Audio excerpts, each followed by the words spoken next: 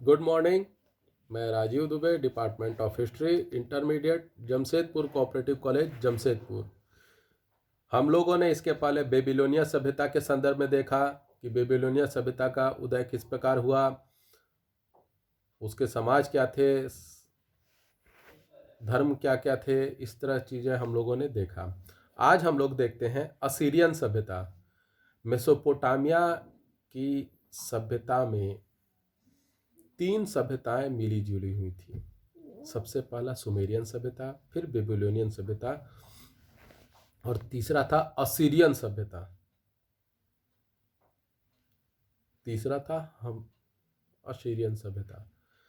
Hammurabi वंश के पतन के उपरांत, यानी हम्मुराबी जो बेबीलोनिया का सर्वश्रेष्ठ शासक रहा, उसके पतन के पश्चात बेबीलोनिया पर आंशिक रूप से एशिया माइनर के हित्ती जाति ने अधिकार कर लिया। एशिया माइनर के हित्ती जाति ने अपना अधिकार कर लिया। वे लूटपाट कर वापस अपने देश चले गए। अतः इस अवसर का लाभ उठाकर कसाइटों ने बेबीलोन पर अधिकार कर लिया। इस अराजकता का लाभ उठाकर, यानी ये जो चूंकि लूटपाट हो रहा था बेबीलोनिया में, एशिया माइनर के लोग आकर लूटपाट कर रहे थे, इसी जो अराजकता फैली हुई थी, डर फैला हुआ था, इसी का फायदा उठाकर कसाइटों ने बेबीलोनिया पर अधिकार कर लिया। और इसी का फायदा उठाकर असुरदान 1183 से 1140 ईस्वी पूर्व के नेतृत्व में असीरिया स्वतंत्र हो गया। बेबीलोनिया पर तो अधिकार कर लिया कसाइटों ने, और असीरिया इसी का फायदा उठाकर स्वतंत्र हो गया असुरदान के नेतृत्व में। धीरे धीरे असीरिया एक शक्तिशाली साम्राज्य के रूप में उदय होने लगा और उदय हो गया। यहूदी बाइबल, यानी यहूदियों का जो बाइबल है, और यूनानी इतिहास ग्रंथों में असीरिया साम्राज्य के बारे में बहुत अच्छे तरीके से, बहुत विस्तार से लिखा गया है। डियोगेरस एवं एबिडेनस ने असीरियन इतिहास पर बहुत विस्तार से लिखा है। तिगलथ पिलेसर प्रथम 1110 से 1100 ईस्वी पूर्व ने प्रथम असीरियन साम्राज्य की स्थापना की। यानी असुरदान ने तो असीरिया के नेतृत्व में असीरिया स्वतंत्र हुआ और धीरे धीरे वह शक्तिशाली साम्राज्य बना। लेकिन तिगलथ पिलेसर प्रथम ने असीरियन साम्राज्य की स्थापना की। साम्राज्य की राजधानी कल्खी से हटाकर अशुरनगर स्थापित किया गया। यानी साम्राज्य की राजधानी जो कल्खी थी, कल्खी से हटाकर अशुरनगर को बनाया गया। द्वितीय असीरियन साम्राज्य असुर नसीरपाल द्वितीय ने 884 से 859 ईस्वी पूर्व था द्वारा स्थापित किया गया। राजधानी असुरनगर से हटाकर पुनः कल्खी लाया गया। यानी जो द्वितीय असीरियन साम्राज्य तो था, यानी पहला असीरियन साम्राज्य जो बनाया वो कल्खी से असुरनगर किया गया। फिर दूसरा बार असीरियन साम्राज्य को बनाया गया, तो वह जो बना उसके राजधानी कल्खी से हटाकर पुनः असुरनगर से हटाकर पुनः कल्खी लाया गया और इसकी स्थापना असुर निसरपाल ने की। यह बहुत ही क्रूर शासक था। तृतीय असीरियन साम्राज्य की स्थापना तिगलत पिलेसर तृतीय ने की। यानी पहला असीरियन साम्राज्य की स्थापना तिगलत पिलेसर प्रथम ने की। दूसरे असीरियन साम्राज्य की स्थापना असुर निसरपाल ने की। तीसरा असीरियन साम्राज्य की स्थापना तिगलत पिलेसर तृतीय ने की।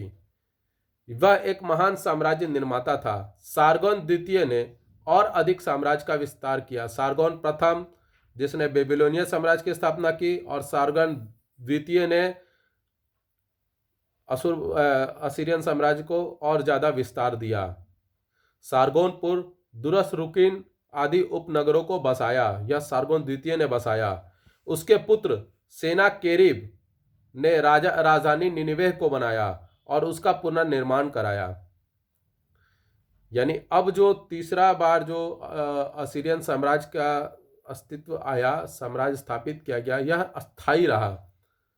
और इसमें सारगोन द्वितीय जो सारगोन के वंशज थे, सारगोन प्रथम के वंशज थे, सारगोन द्वितीय ने इसको बहुत अधिक रूप में विस्तार दिया।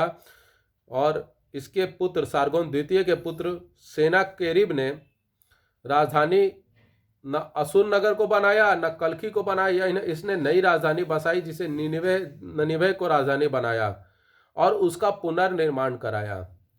सारगोनी वंश का चरमोत्कर्ष, यानी सारगोन वंश जो था उसका सबसे प्रतापी और सबसे प्रभावशाली राजा जो था वह असुरबनिपाल था,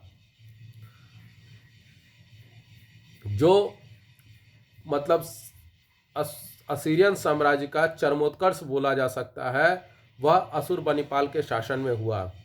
उसने कई राजाओं को परास्त किया। 635 ईस्वी पूर्व उसने राजधानी निनिवेह में विजयोत्सव मनाया, जिसमें उसके रथ को बंदी बनाए गए राजाओं के द्वारा खींचा गया।